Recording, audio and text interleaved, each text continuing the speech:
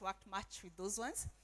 And mine is really in, like Bishop said, in career coaching. So I'm intentional about getting youth into the job market. And so what we normally say is that we guide them in designing the desired future. So today we are just going to look into that future, and then we design it. Right? Cindio, are we ready for that? I was looking at Bishop's vision for his youth. And his vision is that they have successful youth getting into that space. I was listening to the conversation as you were sitting there, and we said that, we keep saying youth have to take up leadership, right? Cindio? But we have to actually really take it up. No one gives it to you. No one is going to hand over to you. He also made me realize, I think age stopped. For me, age stopped. I stopped growing, right? So everyone else also has to stop growing, right? So I'm not going to move from my position. But remember, age goes, and people have to take up their spaces. And my approach and my thought is that self-leadership is necessary. You have to be able to lead yourself into the space you want to be. You have to guide yourself to be where you want to be. But you can't be where you want to be until you have visioned where you want to go. Right? You have to have a dream. You have to have a vision. I've done something. When my father was very sick and he knew he was dying, he gave me an envelope. And he told me, you open this when I die. So he had written his eulogy. And, you write your eulogy. When I start with the youth at 14, I tell them to do two things. First, write your eulogy. Or write a letter to yourself when you're 80 years old, 80 years old. When you're 80, you're not yet dead, but people are coming to see you. What will they be saying about you?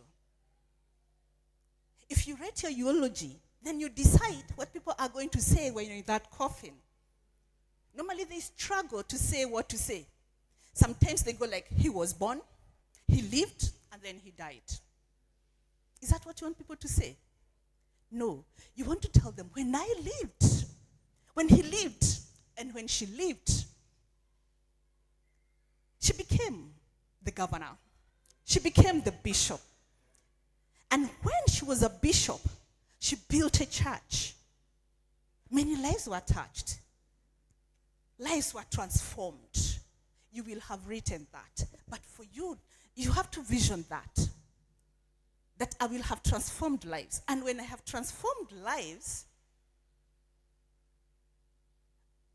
if I have to transform those lives, what do I have to do now? How do I have to equip myself now? So that they can say what I want them to say. You will decide what you want people to say. And that's how you discover your purpose for your service to God. Because that vision is what God puts in your heart. I will go to my message.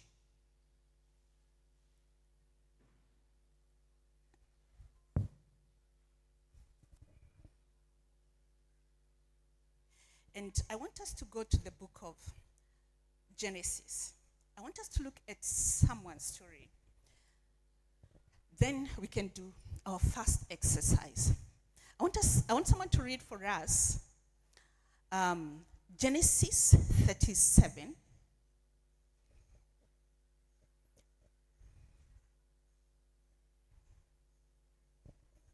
Genesis 37. We're going to look at the life of Joseph. We're going to base our discussions this afternoon on the life of Joseph. Yeah. Who will read for us? Genesis 37. Yeah, I want somebody from the group to stand and read for us. We're going to read up to verse 11.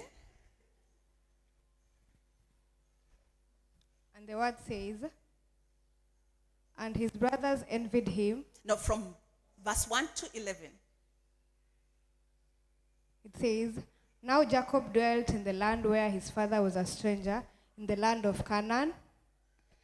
This is the history of Jacob. Joseph, being 17 years old, was feeding the flock with his brothers, and the lad was the sons of Bilhah and the sons of Zilpah, his father's wives.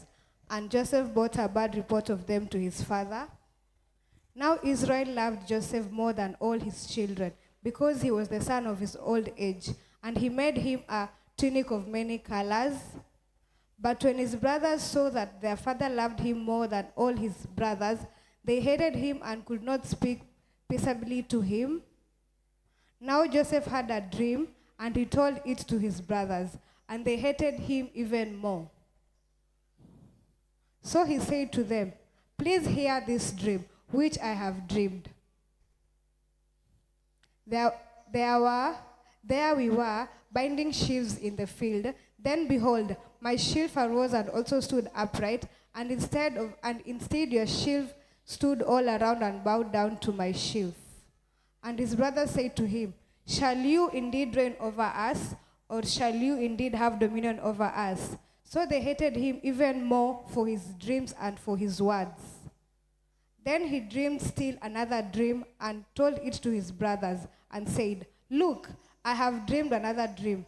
And this time the sun, the moon, and the 11 stars bowed down to me. So he told it to his father and his brothers. And his father rebuked him and said to him, what is this dream that you have dreamed? Shall your mother and I and your brothers indeed come to bow down to you, to the earth before you? And his brothers envied him, but his father kept the matter in mind. Thank you. We know the story of Joseph, right? So he had a dream, and he shared his dream with his family. So what happens? They decided, we don't want the dream around, right? So we know the whole story. So Joseph has a dream, and he shares his dream. And when he shares his dream, he arouses envy and jealousness in the others. And then they take him away, he's thrown into a pit, he's sold into slavery, and he ends up in Egypt at the Pharaoh's place. How do you feel about that? What normally comes into your mind when you look at that life of David? So I'll want someone to be taking the mic around. What do you feel about Joseph's life? Yeah? They're supposed to be raising their hand. Yeah, they can put up their hand. Because I don't know them by name, otherwise I would tell you take this. And so? Anyone? Anyone? Who wants to? How do you feel about Joseph, the way the brothers react, his life when he leaves that particular pit, he's taken to Egypt, he's put in prison, he is tempted, so many things happen to Joseph.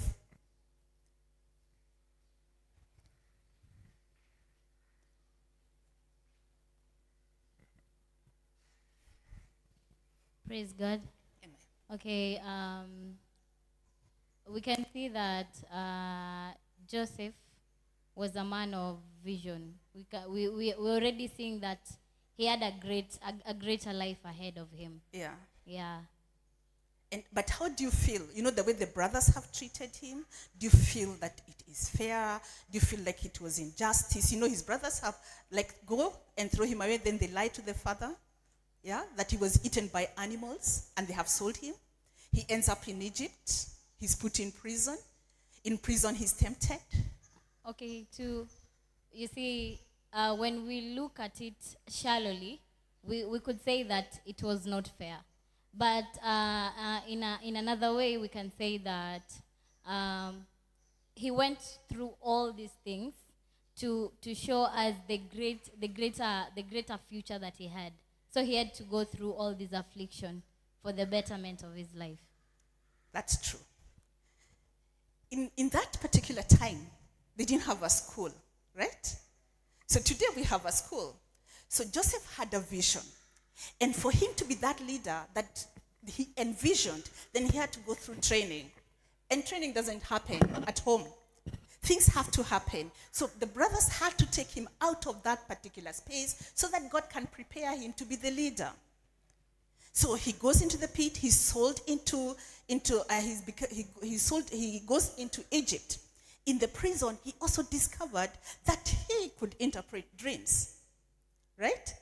That's when he trains even to be a governor and becomes a governor. It is the same case with us. You have to have a dream and a vision of what you want to change in the world. What is it that you want to change in the world? Do you have a vision for that? Yeah? So right now, I'm going to give you an example, Bishop. Yeah? I asked you what's the vision for the youth. I was very specific about that, right? You want them to be successful. You have already envisioned what the success is, right? So if that is their success, then let me bring them into a seminar. I can start preparing their minds for that particular success. So do we have a vision for ourselves? Have we envisioned the future we want? Are you able to picture that future? Are you able to picture that? What you want in life? Now, Steve, you put down the camera and give everyone something to write on. So I want you to take a minute and just write the future you envision and the life you envision. Each one of us. On that piece of paper.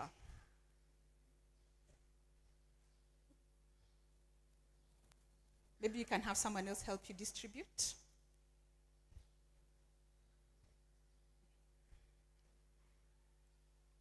And I believe everyone has a pen. I also carried enough pens.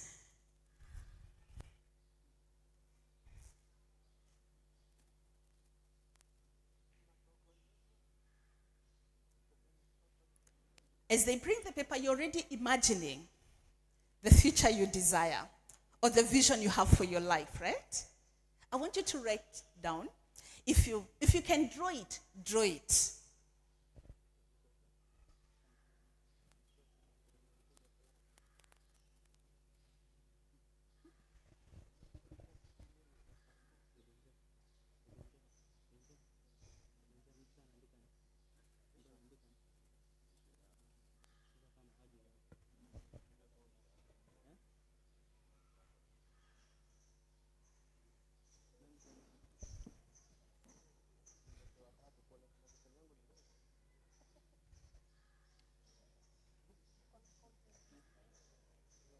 All right, I'll give us like 1 minute to write it down. If you need a pen, you can put up your hand.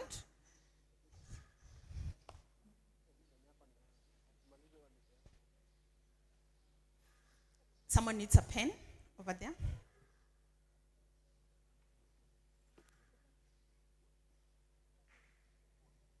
Even the marker pens are okay. All right.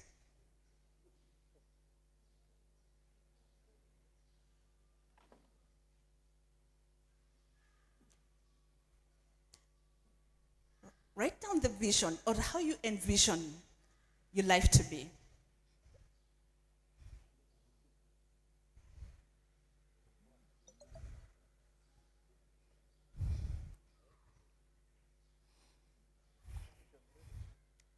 Have we all written?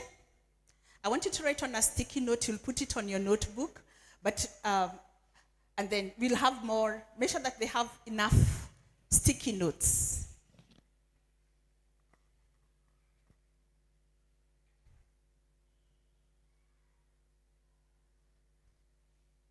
Have you written your vision? Just imagine what you want to be. Right? If you want to be a doctor, if you want to transform the world, create employability for young people, if you want to build a church, a hospital, what vision do you have?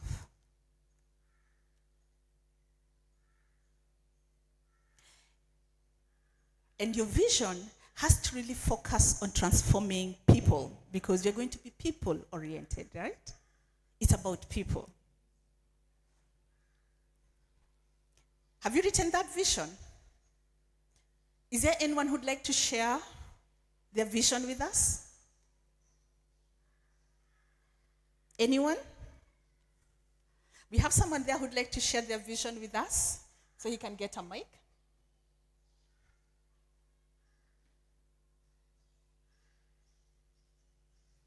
He wants to share. Yeah, he has a mic. Yeah. Praise God. Amen. So if I share my vision, I don't have to write it? No, you write it down. It has to be written. You have to write your vision.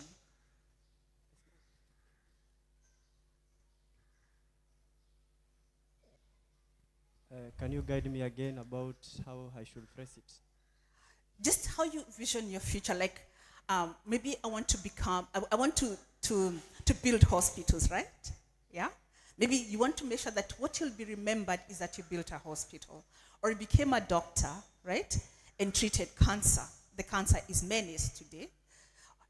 You also you can decide you want to minister to young people. What is the thing that you want to change in the world? Okay, thank you. So praise God again.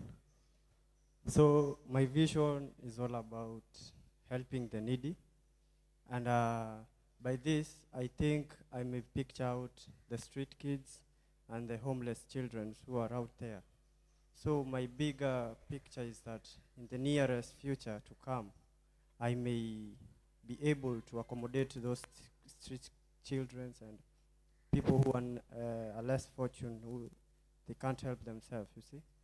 Now, okay, being the first, being a vision, I can top on,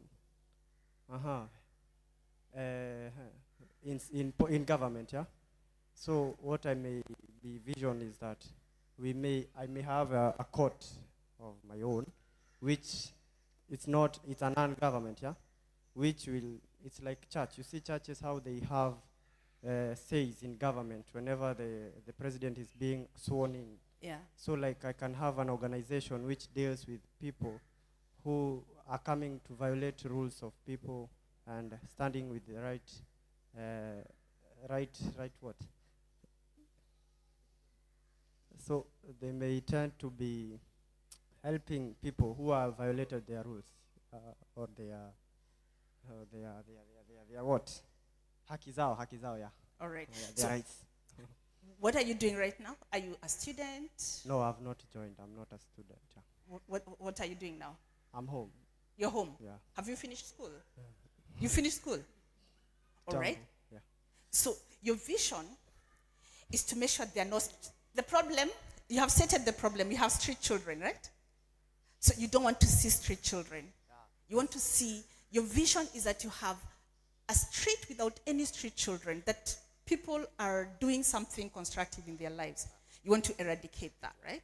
So for you to eradicate that, the things you have said is what you want done right now, yeah?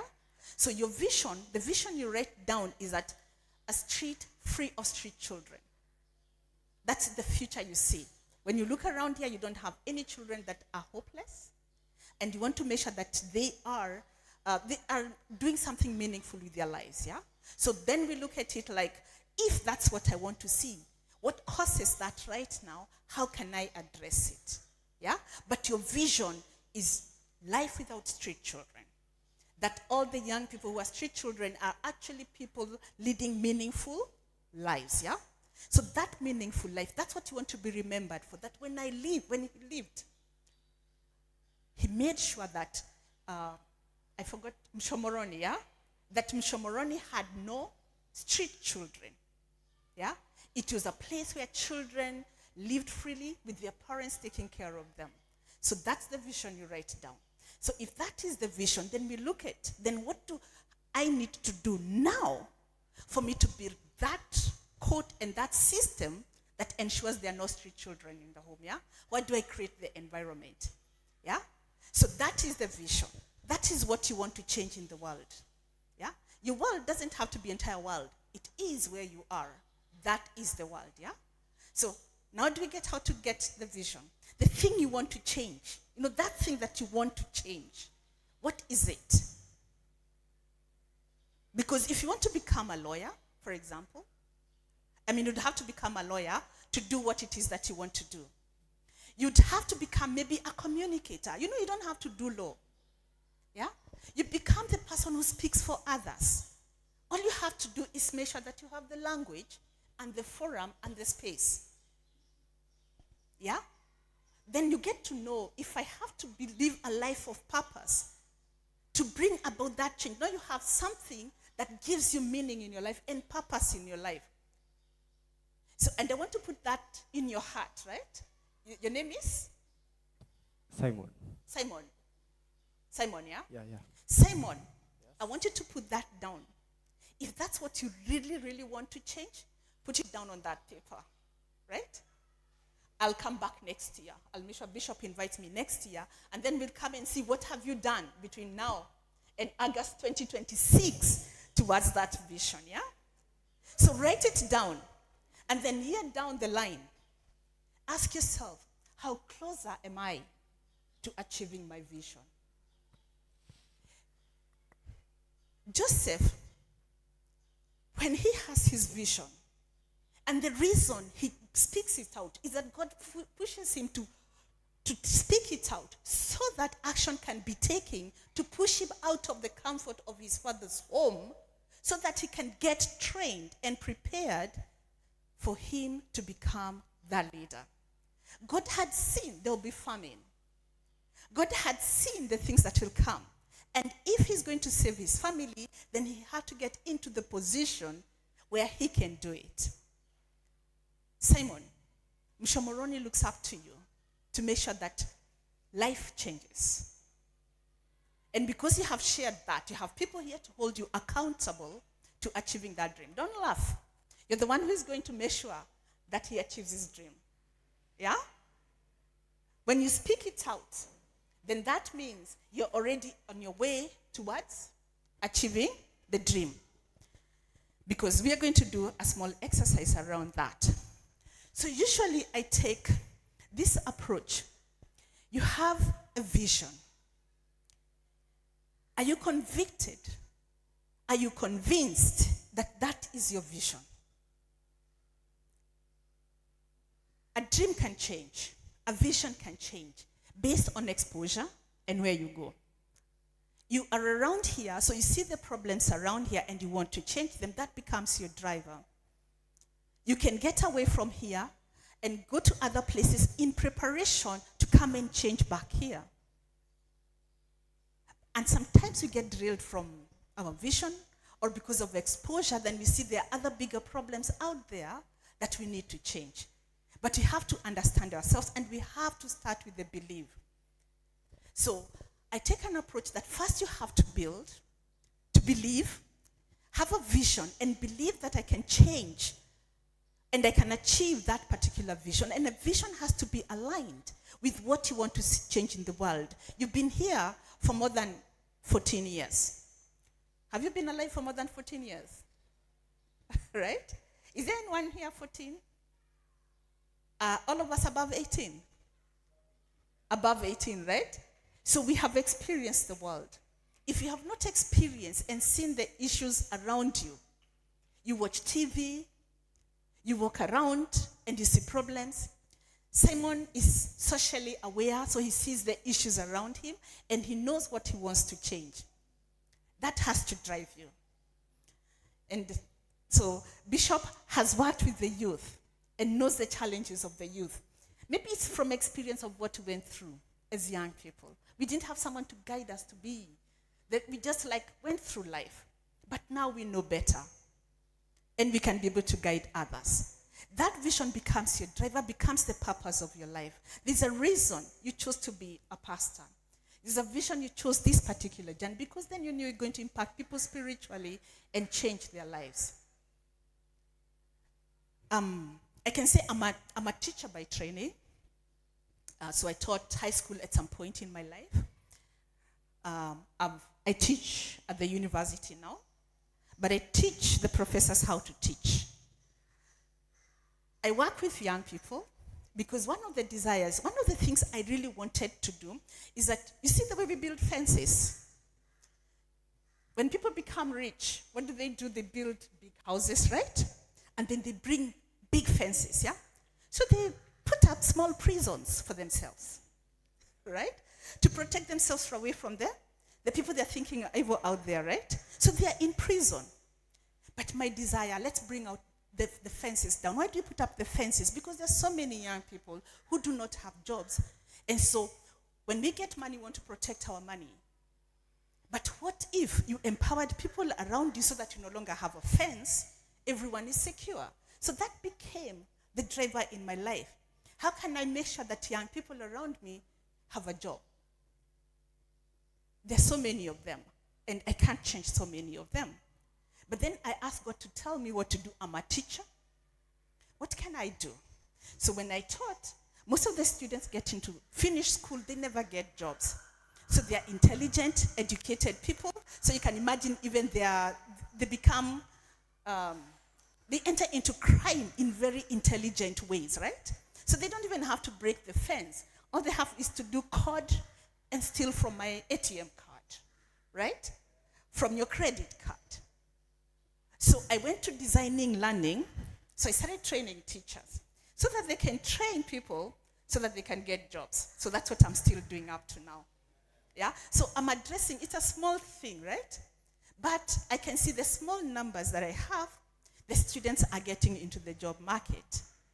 And I think I've been challenged by my church. So you're doing it out there. Bring it into the church as well, yeah? Because the youth cut across, we are all not getting jobs. And so that becomes my purpose for life, that we will make sure that youth get into the job market and that youth live their purpose. So we design the future, but we start with the belief that I have a vision. Then I'm convicted and convinced that I can achieve that particular vision.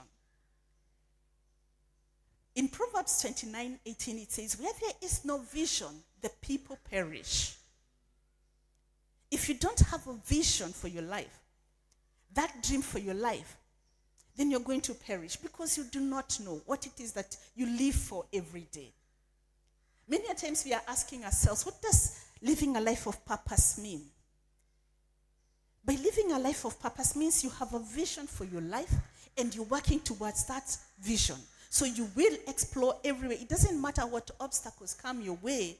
You are convicted and convinced that I can achieve that particular vision. You equip yourself. You prepare yourself. You go to school. You train yourself on various things that you can be able to do to prepare yourself to have that life. Most of the time, money is not the solution to everything because we are stewards of God's resources, and they're supposed to serve the purpose for which God has called us, and that purpose is the vision He has put in your heart. Now, Joseph's life is not just about the dream and that he became the governor of Egypt. No. It is about the journey itself towards there as well. What is it that you go through training? You know, sometimes people are bitter that how could the brothers do that to him? How could Potiphar's wife go and tempt him? Yeah? You know, there are all these questions people are asking. How could the guy he interpreted the dream for, forget about him, right? But all of it is purposed so that Joseph can get trained and prepared when he gets into that governorship. So whatever we go through, we believe that I have a vision and I have a dream. Now, just don't dream. The dream has to be broken down into tasks, into goals, and then tasks toward getting towards that goal. If you believe, then you start asking, am I equipped to make that happen? Do I have the necessary resources? Do I have the competencies? Do I have the knowledge? And do I have the skills? Because you'll need all that. What is it that I have in my hands to make that life happen for me? So we just do a small analysis. of David. So first of all, Joseph's life is a model of preparing somebody for their purpose. Yeah? So he starts a small boy with a dream, and then he shares the dream, he speaks it out. You have to speak it out. If you don't do that, no one will know and no one will push you, and then you'll procrastinate and then not do anything about it and do what other people will decide life for you. But you want them to be the resources and the people who help you get into your destiny.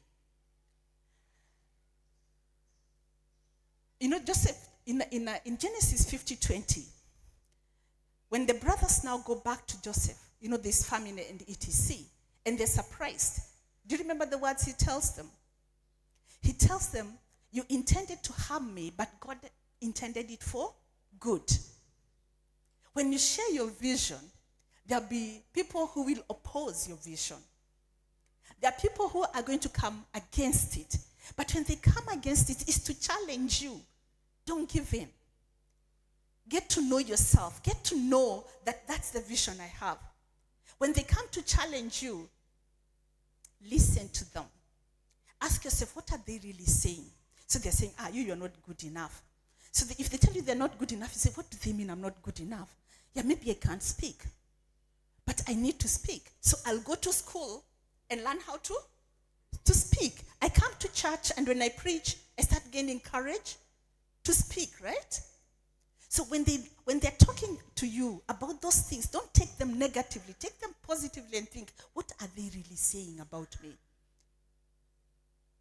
If they think I cannot actually change that street child, what are they saying? But I want to change that child. Maybe I can do it, but I can start getting company of someone who can help me do it. Don't start thinking I'm not good enough. Remember, you are sufficient because God makes you enough. When they say that, it's challenging you so that you can take the next step to prepare yourself for what God wants you to do. You will be misunderstood. People will think, normally we say, anajiweka juu sana. Sindio? Anafikiria atakuwa ati president. Anajiweka juu. They will misunderstand you and they will envy you. It's okay. Go out knowing that that will happen. And when that happens, remember that you have a purpose. You will choose your company. Don't stay around people. God takes Joseph away from his brothers who are envious, who are going to abuse him. So that means it's time to walk away from those naysayers. They're not the people who are going to help you get to your destiny. Walk away from them. Joseph feels betrayed. Yes. But what is the training in that betrayal? Is resilience. His heart doesn't die. Yeah? And then his trust in God is increased. He knows, at least I have a God. And with God, everything is possible. Resilience is one of the competencies we have to create in ourselves. Watu watakutukana, watakuambia vitu, watakurusha chini, but you're like a tennis ball. Ukirushwa kwa wall, unarudi tu. You bounce back. Naweza nikakurusha from this height, uruke mpaka uko hivyo juu. Yeah? But you have to believe that and to trust in God, fully in God. Don't be swayed. Remember when Peter walks on water, when he sees Jesus walking on water, right? He also walks on water until his human mind tells him, who walks on water? He looks at, I'm on water. And then he remembers how the world is like. And then he starts sinking. Trust in God, look up to God, and know that he will take you through anything. And remember, you're like a tennis ball. Ikirushwa chini inabondeka kidogo. I was a physics teacher. So inabondeka kidogo, and then in a bounce, it becomes full again. the pressure is not taken out. You will remain whole. And remember that you're enough in God. Joseph serves faithfully. And he serves God. He's not looking at the people around him. When he's interpreting dreams, he's not looking at the people around him. Right? He's doing it par excellence. Whatever he does, he is faithful even as a slave. So the call is that even in your journey, wherever you are right now, in the roles that you play, it doesn't matter what you are. It doesn't matter what you do. Whatever small thing you are entrusted to do, remember it's in preparation for you to become that person that you want to be. He was a man of integrity. So his training was on integrity.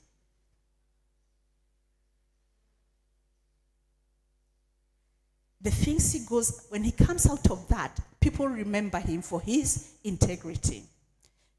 He's imprisoned unjustly. And through that imprisonment, he is refined. His character is refined. You know, when they drew the image of Joseph, they draw him as a strong young man. You know, he's looking handsome. The handsome that people see in him is because of the picture we have of his integrity. So in the mind of the artist who draws Joseph, that's what he tries to bring out. And then he grew spiritually, deep inside. His trust in God never wavered. That is the belief part that I really, really want to emphasize. You know, faith, we say, is hoping for things that are not seen as if they were. Eh? So you see that vision. That vision requires faith because it is not yet. But you want to see it as if it was. And if you see it as if it was, then you have hope. Yeah? A desire is created in you to do something about it. Sometimes we take faith very lightly. It requires a lot of really deep thinking and a lot of conviction and creating a desire. You know, life without hope is really bad. Eh? You know, when you live life without hope, that's when we have mental illnesses. That's when we have all these other things. Because then what are you living for?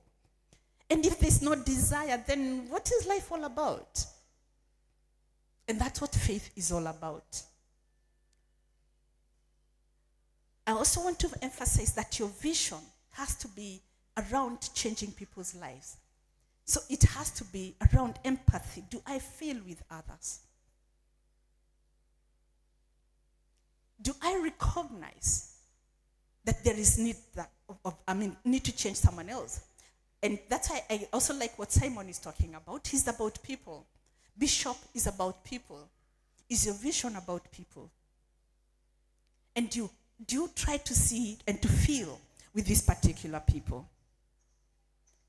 It also, the journey will also require that to develop humility. And it's also to recognize what talents do I have in me?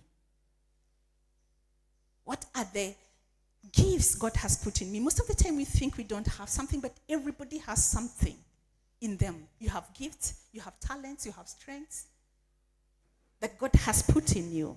And it's only through the testing and through the schooling that you discover what these gifts are and what these talents are. So Joseph, when he's in that prison, he also becomes a strategic thinker and he builds boldness. So the trials of life make you a thinker because you have to survive through many things in life. You become bold and courageous as well. So as we think about the life of Joseph and the lessons that we learn from Joseph, and that he allowed things to happen in his life, but they built him. It is the training that he needed at that particular time. I want us to do another small exercise. Now we have a vision. And we know we are going to face obstacles, and we are going to be trained. And we are going to go through life to sharpen and make us ready to achieve that particular vision. That is no option. Usually I tell the young people in my life, they come to us when they are 14 years of age. When they come to us, they are coming from very desperate situations. They have gone through a lot of hardships at the age of 14. And you're trying to build a mindset that, you know, you can be different. And your past has not defined your future. It has just prepared you for that future. But do you have a vision for that future? What do you want to change? So most of them, maybe their parents died because of sicknesses that could be treated.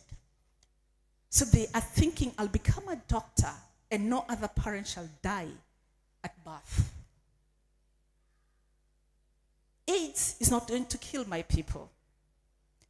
But then they also discover, I'm not having the A grade to take me into medicine, or even I don't have the passion for medicine.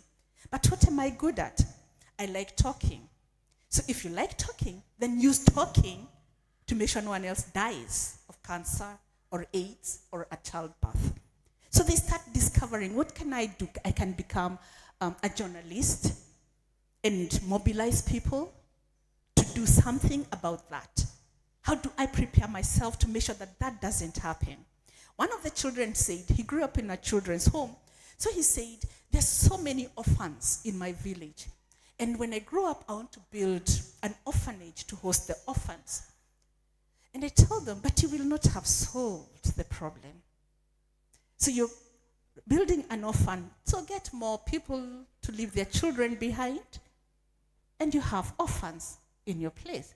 Then that means you'll have to be looking for money to support the orphans.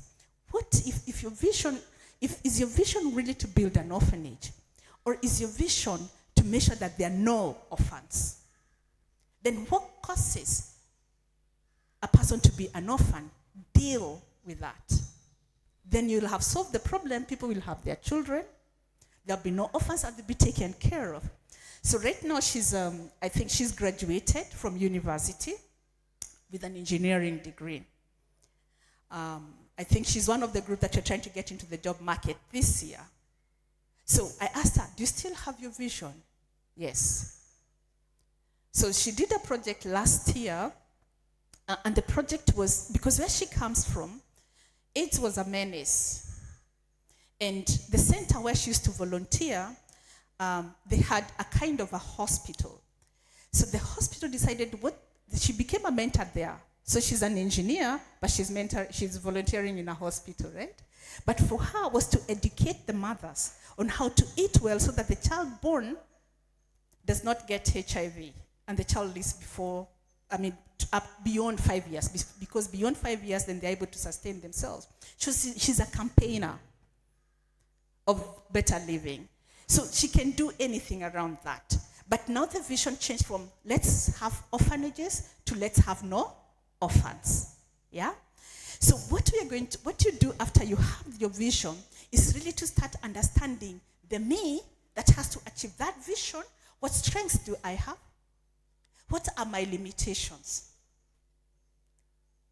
If I have strengths, how do I start using the strengths to make me into that particular person? If I have limitations, what do I do about my limitations? And what are these limitations? So Mary, the engineer, her limitation is that as an engineer you don't talk much, right? And she has to do an advocate. So she had to advocate for these people, but she can write. So the thing is, because she can't speak and she doesn't have, the words don't come easily, then she has to develop her writing skills, right? So that she can use the writing to document the issues in the community and then take them to the hospital. Then they can deal with that. So she used her ability to write, because in the background she can write as much as she can. So our next exercise right now is that self-awareness. We are going to see how aware am I of who I am to align myself to my vision. We are going to use what we call Johari's window. How many of us have heard of a Johari's window? Now, with Johari's window, I wish I could write. Just write the first thing in Johari's window. What you're going to write down on that piece of paper, I hope you still have the one piece of paper. You're going to write what you know about yourself and you think others know about you. What do you know about yourself, your abilities, and others know about you? So I said I'm a teacher, right? Everyone knows I'm a teacher, right? So on that piece of paper, on one piece of paper, you write that. What you know about you and you think others know about you. A strength, a weakness. Yeah? People know I like talking. I know I like talking. And others know I like talking. Right? So that's something that we know. Everyone knows. It's open to everybody. If you're a dancer and you normally dance in church or you sing in church, yeah? You say, I'm a singer, right? And on that piece of paper, you will write first what I know about me and others know about me.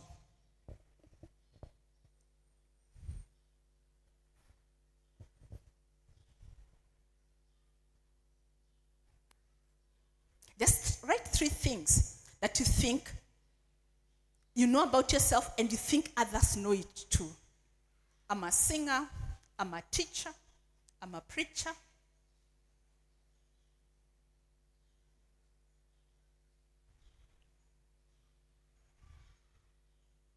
Three things, just write 3 things.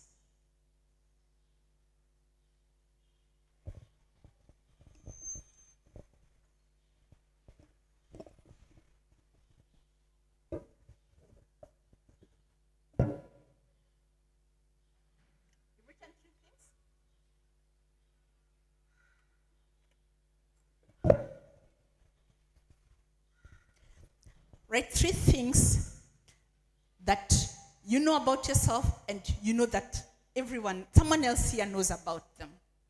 Okay? You've written that, yeah? So we say that is open to everybody to know. Okay? Now, the other one, what you know about yourself on another piece of paper.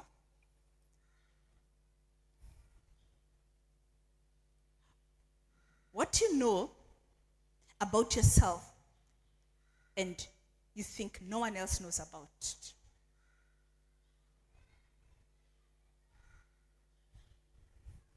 You can write 2 things or even 1. What only you knows about you, or you think it's only you who knows about you.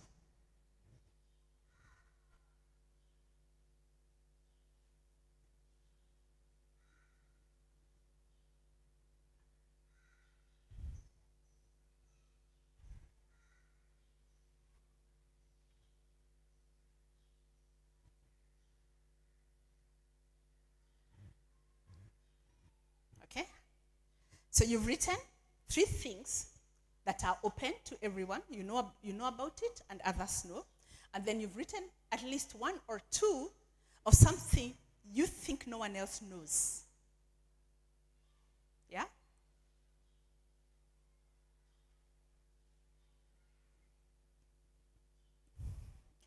Now, are you seated next to your friend or someone who knows you?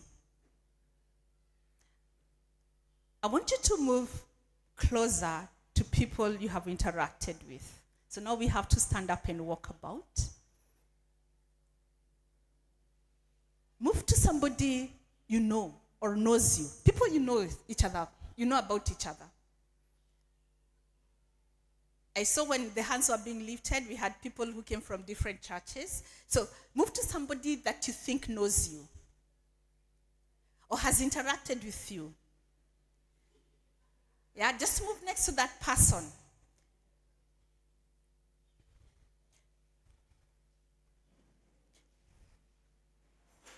I want to at least have around 4 people around you, if that's possible, that you have interacted with in the past. Now, how many are we? Are we 4 people, 3 people together?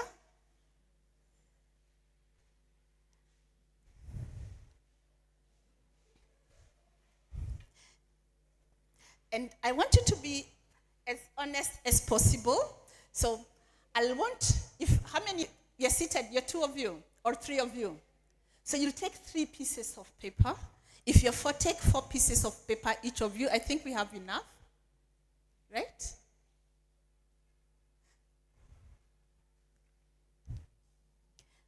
So because I want you to rate that person what you know about them, right? Just list the things you know about them. Both weaknesses and strengths.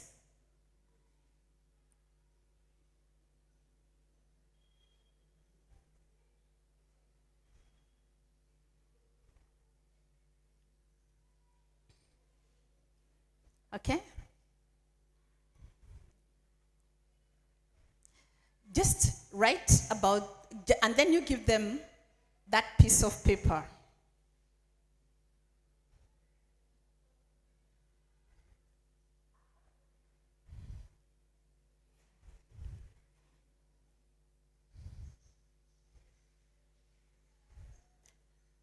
Okay, I'll give us like 5 minutes, and I'll try to walk around.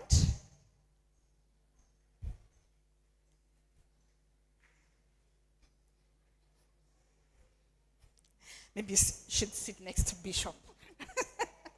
You should come close.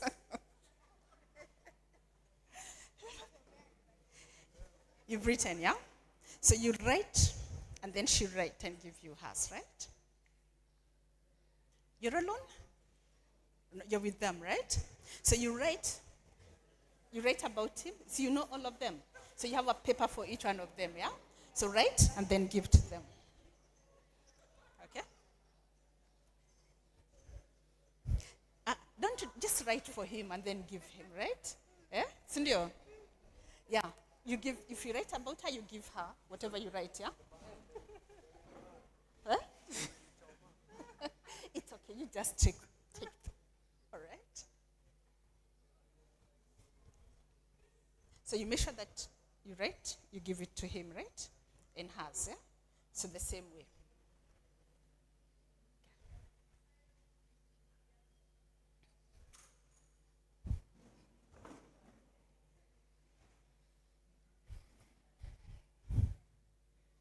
Thank you.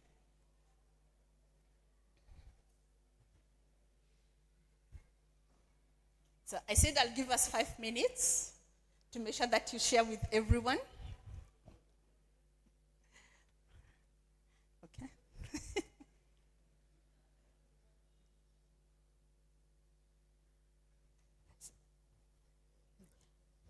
Umeandika zote, si ndio?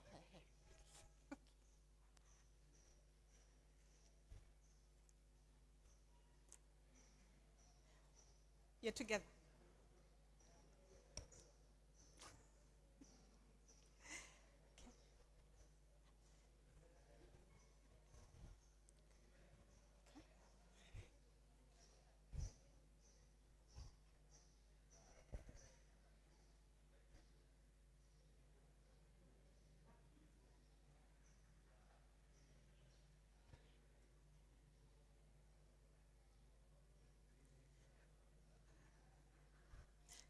So it's been projected.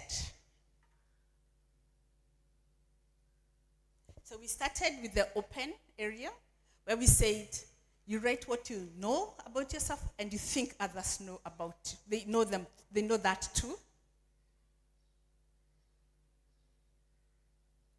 Now then we talked about the hidden area. It's only known to you and no one else. Now we are the blind spot. The blind spot is where your people know things about you, but you don't know about them yourselves, right? So that's what we want them to let you know. And this one I would like you to write as many as you can. That's why I'm giving us 5 minutes.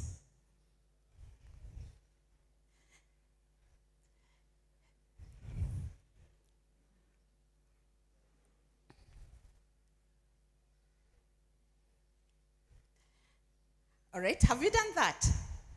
Okay, now have you given the person the piece of paper? Give them the piece of paper. When you get the piece of paper, tick what you think you already knew about yourself. Yeah, tick. That which they have given you, did you already know? So that means we'll move it to the open area.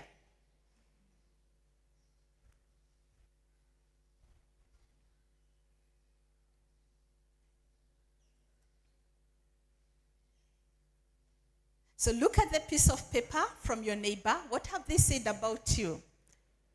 If whatever they have said, you already knew it, just tick it, right?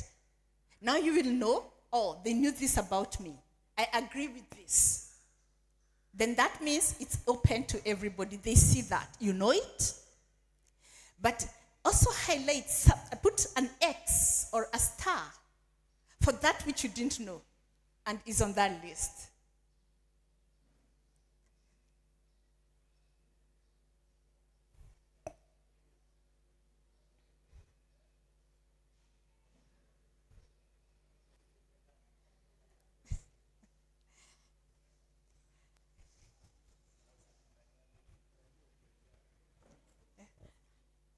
You've written